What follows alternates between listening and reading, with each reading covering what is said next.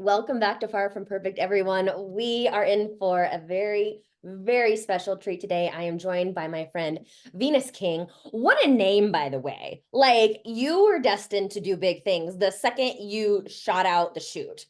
Venus King. Before I introduce you, do you know how your parents came up with that name? Well, let me just tell you, I was born in the 70s. Uh-huh. Do I need to say more? No, I'm the firstborn of a second marriage for my dad. He had 6 children prior, and from what I understand, he always wanted a daughter named Venus, and his first wife was not having it, and, my mom was very open, very much the hippie era. Growing up, my name, I wouldn't say I was always fond of it. It tended to get made fun of, but I will tell you now, as I'm stepping into my own, I own it. I own it, and yeah, it's me. Welcome. I'm I love Venus. it. Well, Venus is the creator of the Monection podcast, which I'm a huge fan of. And she is also the author of, if you're watching this on YouTube, What I Would Have Told Her. And I don't want to put this book down. I'm loving it. I'm highlighting it. I'm dog earing it, Venus. It's speaking to me on so many levels. And I cannot wait to dive in to this book and all that you do. But in addition to this is not all that you do. So before we dive in to your book and more about you, can you tell us a little bit about yourself besides your amazing name of Venus King? Yeah. Well, thank you. Thank you so much for having me here today. It's such an honor, Kylie. I've been a huge fan of your work for many, many, many years. So this is quite fun to be hanging out with you today. Gosh, who am I and what do I do? At the heart of me, I am a teacher. Hmm. I'm a coach. I like to grow people. Yes, I'm a mom of 2 boys, but I there is something about seeing other people step into their own strength, whatever that looks like for them. I have a strong heart for growing and connecting women together. My mom was a single mom, and I grew up in a house of all women and watched my mother just kind of navigate being a single mom. And I'm a facilitator of relationships. I'm a huge connector. I love getting to know people and their stories. So, my W-2 job is I am a business teacher at a college, which is so rewarding and so fun. And outside of that, I do group women coaching. And as you mentioned, the Monection crew, which is all around connecting, collaborating, and showing up authentically as us, as women, and chasing our crazy dreams. I love it. And I like how you get this balance of women, and I'm Mm. assuming they're kind of like our age, maybe some 30s, 40s, 50s. I have women late 20s all the way in their early 60s. Oh, I love it. Yep. So powerful. But Yeah. then teaching at the college. I Hmm. personally love that age group. I get to kind of be in that area with my yoga teaching. Yeah. It lights me up. What is your favorite part about teaching at the college? Oh my goodness. I feel like they teach me more than I teach them. Uh-huh.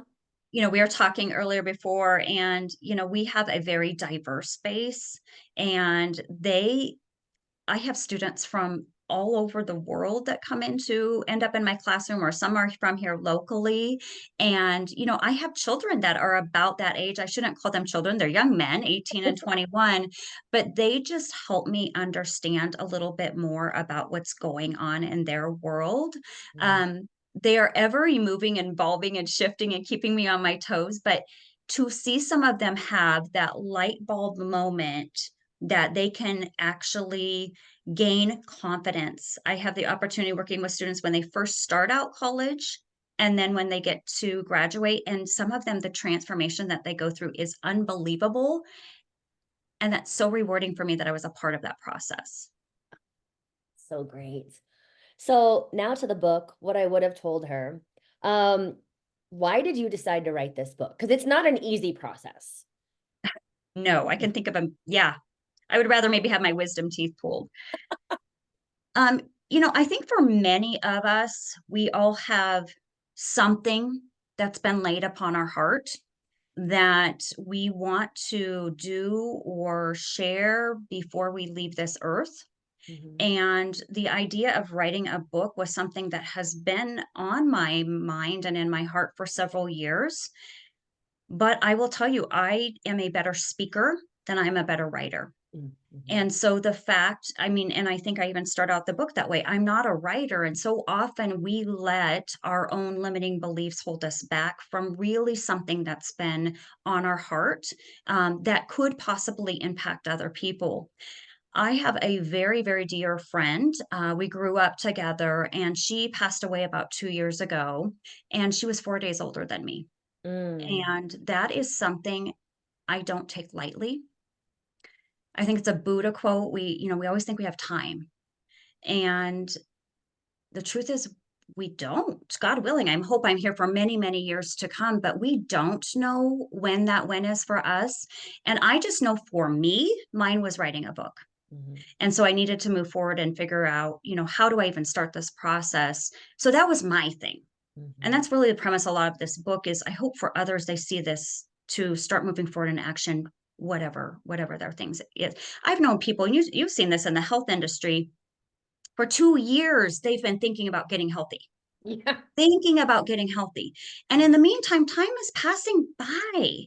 Mhm. And you have other people who have transformed their entire life in a year because of actions that they're willing to take. And so because of all the work I've done, with all the college students or women's Bible studies or working with women, there's just so many common threads of things that we deal with that people tend to hold in as a shame or they don't think other people can relate. Mhm. But there's beauty in sharing our story because then other people can see that it's possible for them or that they're not alone. And so that is really a large premise. This was not an easy process at all, Kylie, Yeah. at all. And but it was 100% worth it. Even knowing when the book came out of grappling with when you put yourself out there on this level, you do as a live or anything, you are opening yourself up to criticism. But Mhm. are you going to allow yourself to stay hidden from the gifts that you have to share or the stories that you have to share that could help other people, not for you, but that could help others Mhm. because you're afraid of what people might say? Yeah. It's so true. Um, I believe in that so much. We all need examples because you just don't know who you might inspire. We don't understand the influence that we have. You don't have to have a huge social media following or I don't know, because you're influencing your family every day. You're influencing the people at the office every day. But people don't realize how much influence they have, how powerful they are. Mhm. You have the power to really change someone's life just by sharing your story. And I'm so glad that you did. So in the first chapter of the book, it's called Speak Your Truth. And I underlined this because this is something that I've been thinking about in my own life. And you say the act of allowing ourselves to believe we are victims to our circumstances somehow seems easier than acknowledging we are an active partner in our current situation. I Mhm. love ownership. Yeah. Not always when I have to own something, but I do love ownership. Can you just speak to this concept? Mhm. I think that was probably where a key turned for me. Mhm. We all have circumstances in which we could probably we all play roles in our life. And, we all have situations in which we can turn something and maybe say that we are the victim or people made us feel this way or people did this to us. But it really is, there is so much power when we actually own what we can control and truly step into that. I just had very recently a situation in which I had to pause because somebody said something that it hurts. It Mhm. hurts to hear what they said, um, but I can't control that person. The only ownership I have of is me. And when you step into that, I think that that's where the real transformation can begin. The drama level goes way down in your life because you're not constantly trying to place your expectations on other people Wow. or change other people. But when instead you look in the mirror and you're like, this girl is all I got. Mhm. It's me. This is really in this. You can't control your kids. I've learned that as a mother. I've tried. You can't control your spouse. But when you take personal ownership, for you and your decisions and your life. Whew, huge power in that. Exactly. We're constantly giving away our power. I wish she would do Mm, this. I wish he would do that. We can't control what these people do. Like people come to us for coaching, right? They pay us to help them change and they still won't do the things. So like you can't get anyone to do anything. Only you. Well, and I think you asked about what I do or who I work with. I want to work with growth mindset people. Yeah. I really do. And I'm not interested in working with people who aren't willing to take personal ownership. Like, drop the excuses. Yeah. We all have something that we could probably focus on. Sometimes people are like, I don't want to come across like I don't care about things. That simply is not the case. Believe me, I have plenty of thoughts and emotions about stuff. I just really have done a lot of work on my mindset where I choose what I'm going to give energy to. Like you said, when you talk about something all the time, or you talk about a person or whatever, it drains you as a person, and you are literally handing over your keys of your life over to them. They're getting in the drive seat, they're taking over. I yeah.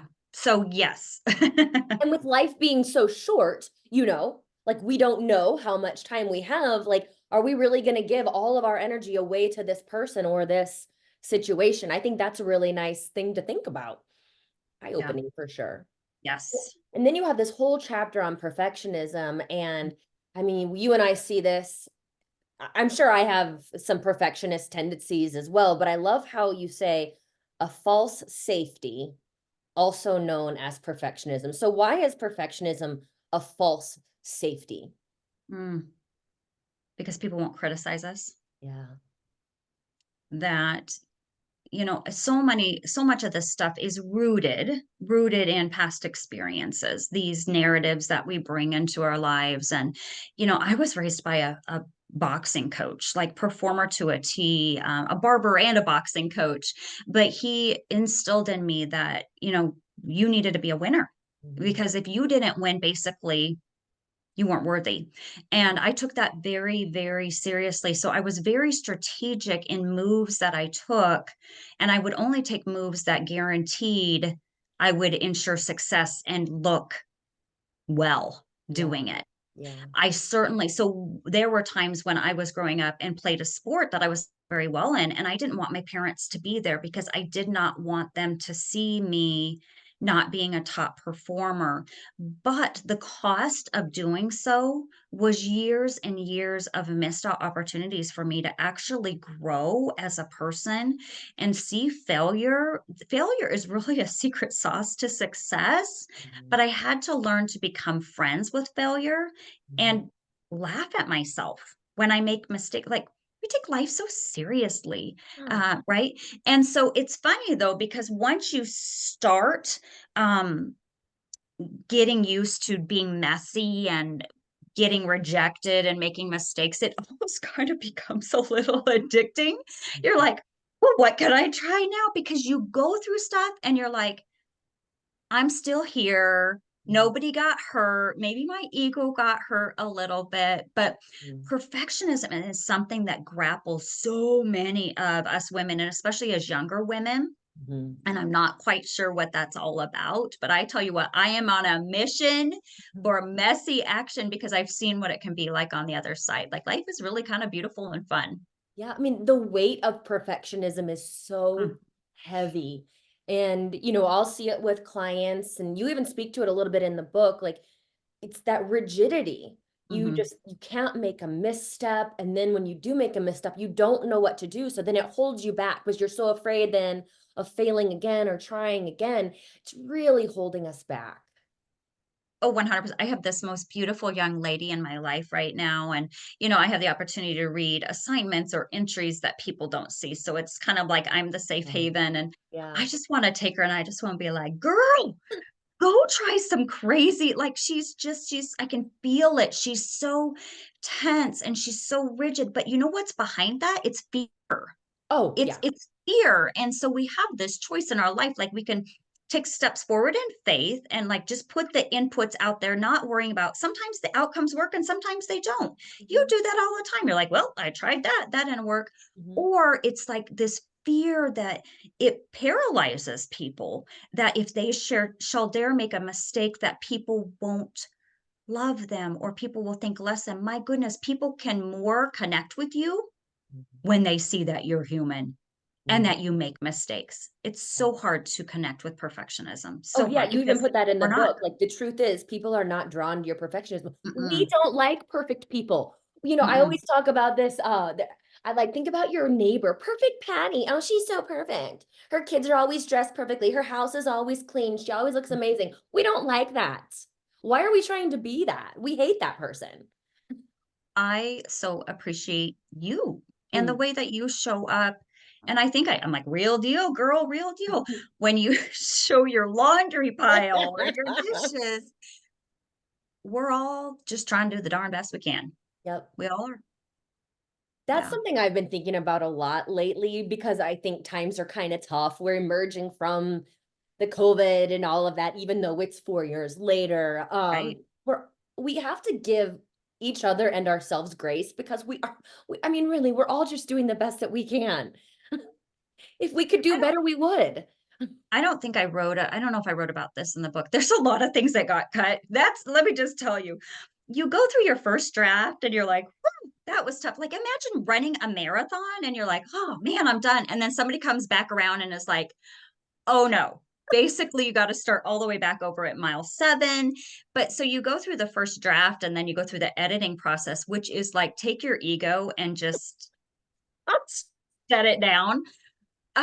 So multiple pages and chapters got nixed after my wonderful editing.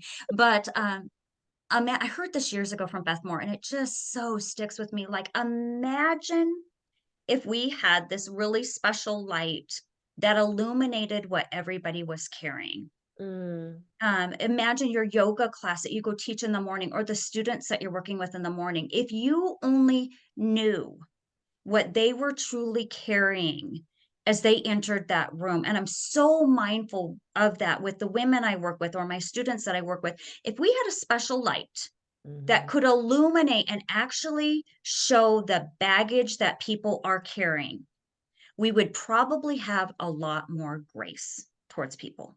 mhm, And so when I say and you say give people grace and the benefit of the doubt, we're doing our darn best. mhm. We each have our own internal judge.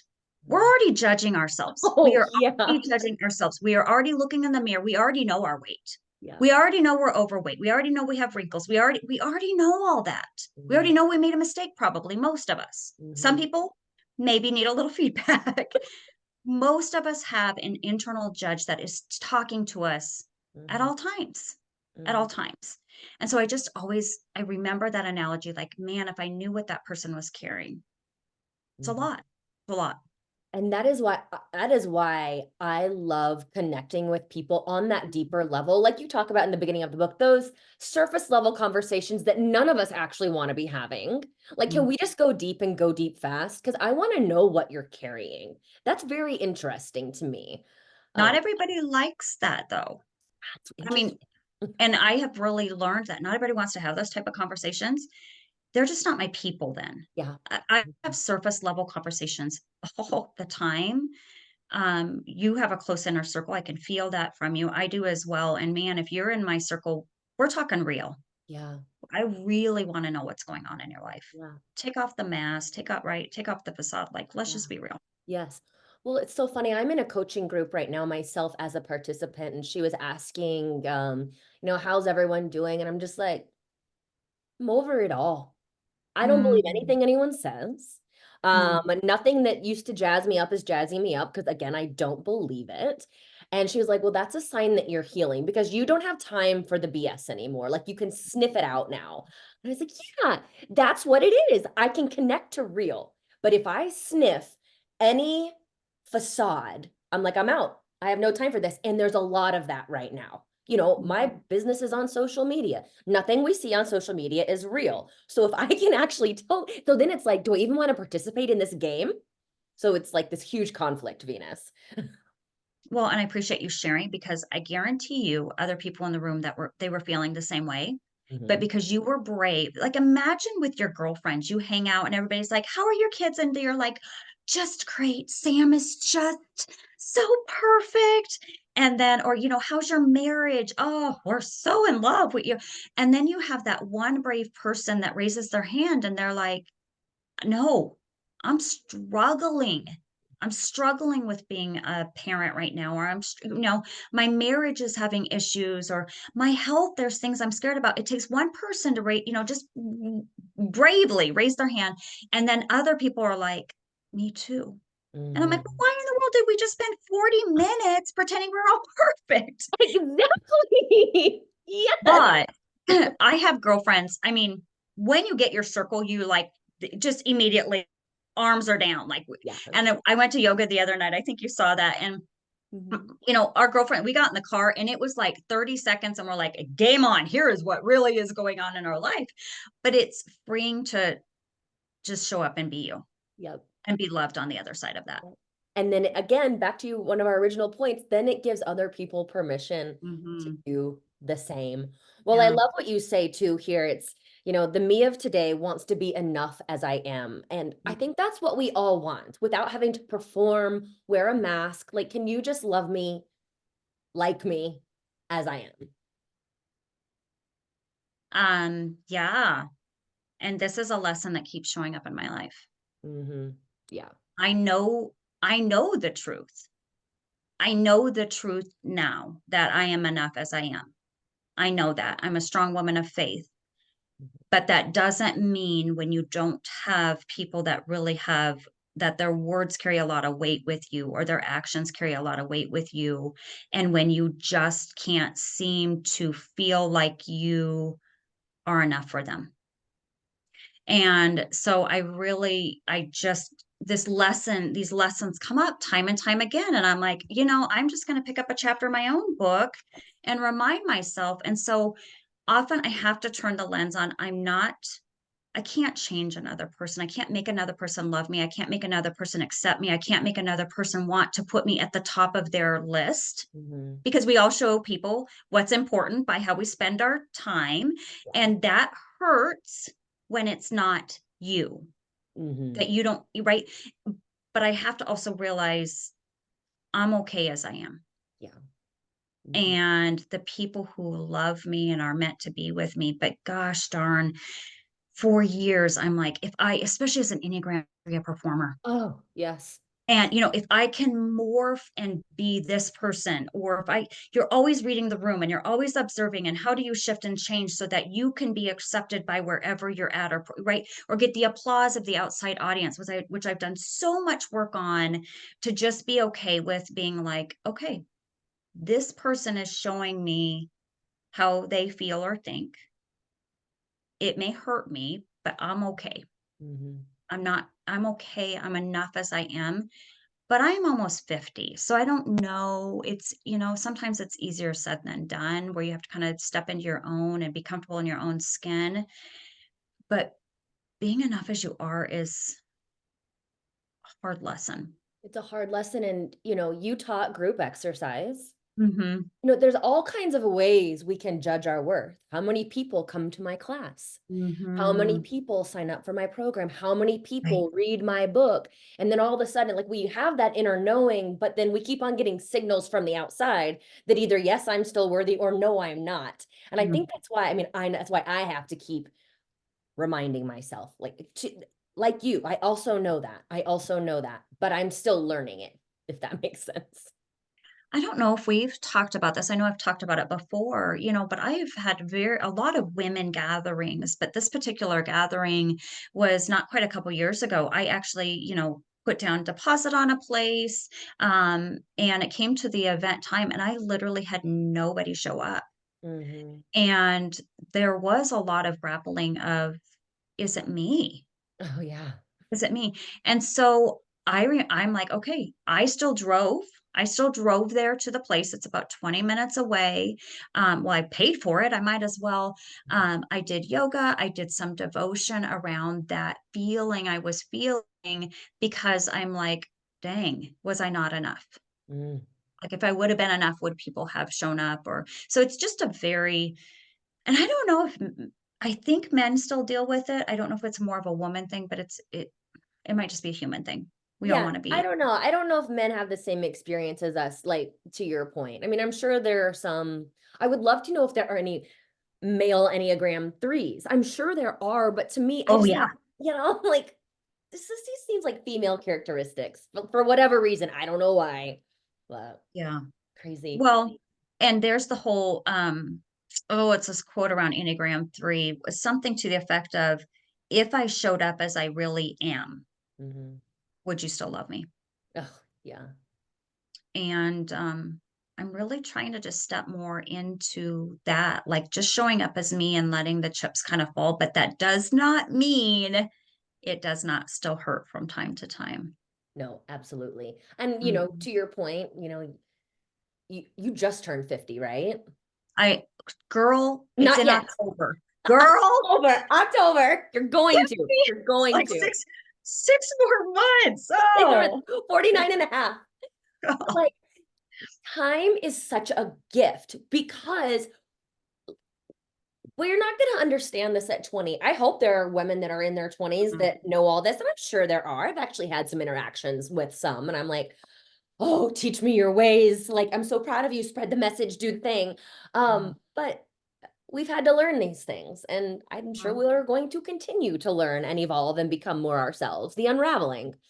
I have heard from women in their 60s regarding stuff in my book. And they're like, I literally cannot believe I'm still dealing with some of this stuff. Yeah. And a lot of it is around speaking your truth. That's probably one of the top topics I hear back Mhm. from women, especially, is the courage to speak their truth. Wow. Well, I want to have this story time with you because I cannot believe we have such parallel lives. It's wild. You're talking about a time in high school and you're wearing this really cool dress. Like I know that you have your own style. Like, I've known this since we were connected. And you got a comment and a Mhm. young boy or a young teenager said that you look like a witch. So can you just recount this story really quickly? Oh my goodness. So this was a high school, and we dress up for basketball games. And so the boys must have still been playing because I was still in my dress up outfit. And, the neighboring town comes to visit. This outfit was you would have loved it. It was super cute. It was like a two-piece black dress, but it had kind of angular cuts. Honestly, if I think about it now, it might have looked like an outfit a witch would have worn. But for me, it was styling. I always kind of gravitate towards things that are a little different. I have since I was a little girl. You ask my mom in kindergarten, I literally would wear her dresses from time to time to school. And the school would call my mom and be like, does she need clothes? And my mom's like, no, she does not. She has a whole closet. It's who I am. Okay. And so I was in the book. I think just imagine me. I'm walking down the hallway in the high school, and the halogen lights are shining just perfectly on my outfit. And when you're wearing something you love, your chest just stands a little taller, and your shoulders are back, and my hair is just glistening. And this gentleman had the nerve to walk right up to me, and he is like, "You look like a witch in that outfit." And I think in the book, I was like, just like time stopped. Um, if I had had another outfit in the locker room, I probably would have went and changed. But because of his comment and where I was in my own self-worth Mhm. and tying myself to what other people thought, I never wore that outfit again, ever. I probably threw it away when I got home.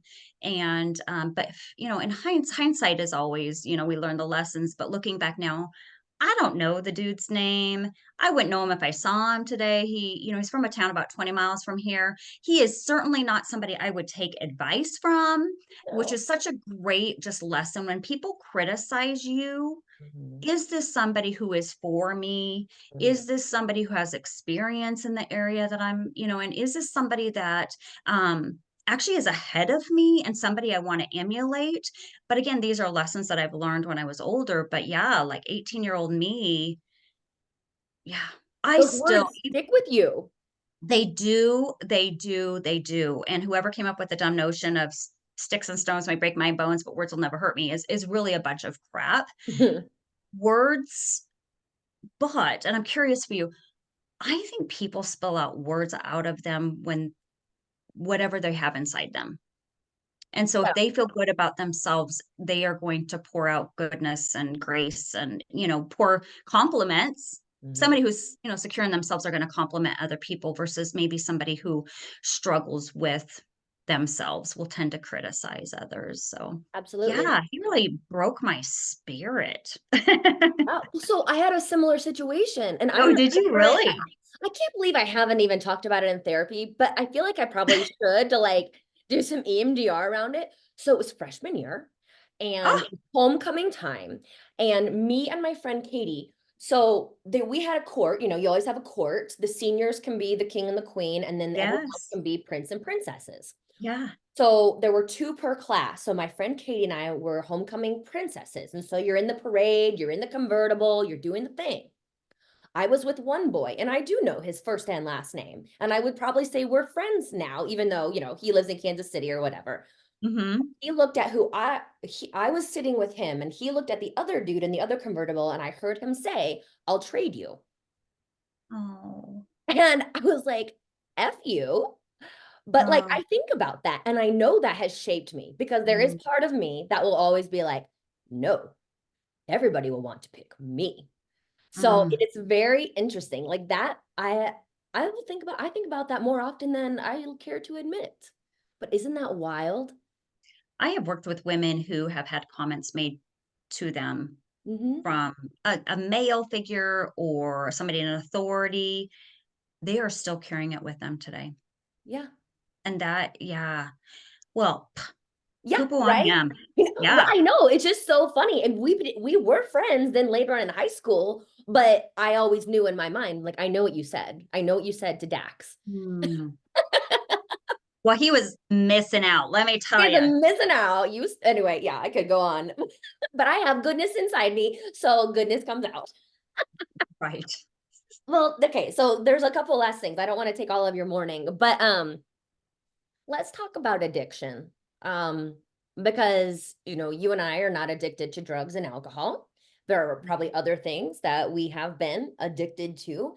I just Mhm. wanted to get your take on that and a little bit what you write about in the book. Mm. Well, being a daughter who grew up in a situation where I had a father who definitely struggled with addictions. Um, I have a lot of empathy.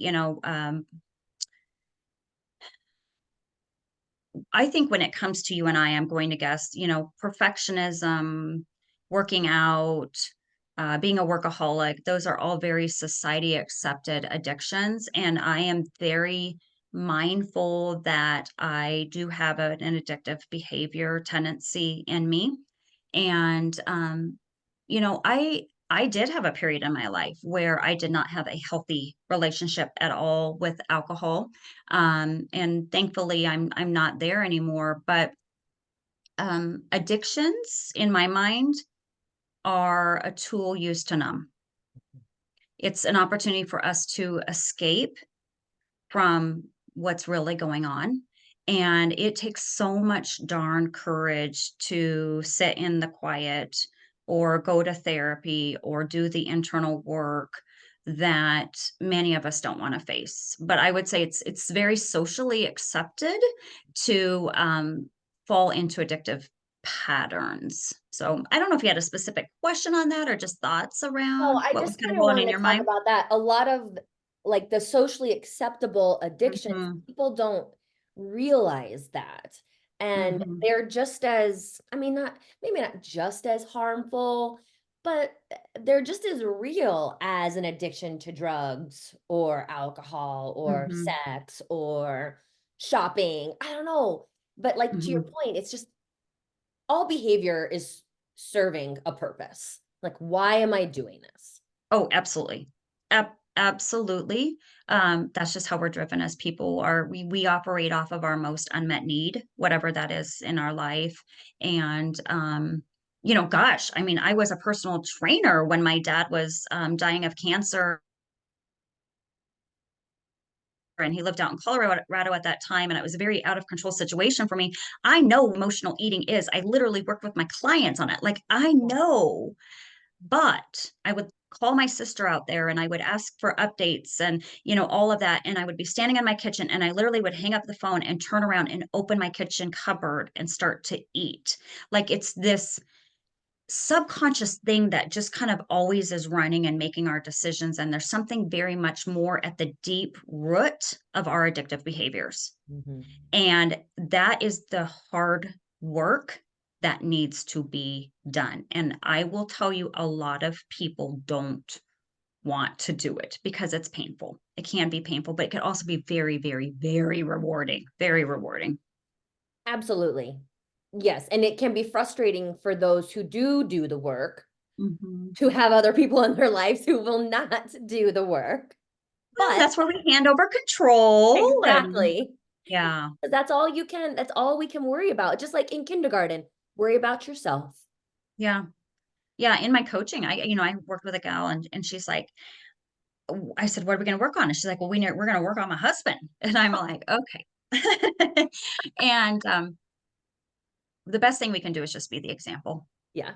Yes. Just be the example. People, as we mentioned before, people are watching you when you don't even realize they're watching you. Yeah. You are impacting people when you literally don't know. I have had students in the before that I don't even think are even paying attention to a word I am saying, and they will come find me later and say, "Because of you, I made these changes in my life." So just keep that in mind, especially when you're in a more of a leadership role or somebody who puts themselves out there. People have binoculars on you. You have a microphone on your mouth. Like people are really paying attention when you don't even think that they are. It's true. And, a big part of, I believe, the message in this book is, you know, going after what it is that you want, Mhm, taking those risks. And mhm, if anyone is starting to do that, you're writing a book or you're starting a coaching business, even if there's only 24 people listening to you, those are 24 people that you can impact. And that's more than a lot of people are ever going to impact. Like they are listening. It's not about the numbers. mhm. I love Well, that. and I remember, with my editor when I was having a meltdown at one time. It was very therapeutic myself. Um, but he said, "What was your goal?" And I said, "My goal was to write a book." And Mhm. he's like, "Congratulations. Yeah. You wrote a book. It's done. Like we don't even have to put it out there for the world." Yeah. And I'm like, "But there's nothing in this book that's new. What's different is you." And you and I have talked about like there's Yeah. nothing in the fitness industry that's really rocket science or new. But what is different, it's you. People connect with you, they connect with your story, they it's you that makes it unique. And Mhm. I tell you, I'm so thankful. I uploaded this book and it went on to Amazon and it was so scary, but the conversations that it's led to, and hopefully people that are thinking about their lives, so worth it. Mhm. So worth it, but it's scary. It's scary. It's And I know some very of scary. your listeners out there, like, they're like, I wanna move in action, but I'm scared. I'm scared of how this is gonna impact relationships. I'm scared of" right? I get it. Mhm. I get it. I get it. But if you stay where you are, you stay where you are. Mhm. If you And wanna that move, it's gonna doesn't be feel scary. good either, like, especially when like, I'm sure that people are listening that know, like, I am made for more, I'm meant for more, but then when you stay stuck in that just potential, Mm, you get to be 75, 85, 95 years old, and you're like, "Welp, I never did the thing." And that's one of my biggest I come from a long line of talkers and not doers. mm, And I don't want to be a talker. I mean, I love talking, but I want to be an action taker. yeah. And I think That's that's actually when right in the beginning of my book, I was walking with a friend and she's like, it was my birthday, and she's like, "What does this next year mean for you?" And I'm like, "I don't wanna be a person that just talks about oh, stuff. I yeah. wanna start. I gotta." And for some people, it's the teeniest, teeniest, teeniest little step. Just take a step. Yeah. Take a step. Yeah. Write a page, make a post. Something. Yeah. Oh, I Sign love up that. for the gym. Just Yeah. start there. Whatever it is. Yeah. Go for a walk. Open up or open up all your bills and see how much debt you're really in. Oh, Venus, don't get crazy. Just kidding. You should But definitely do that.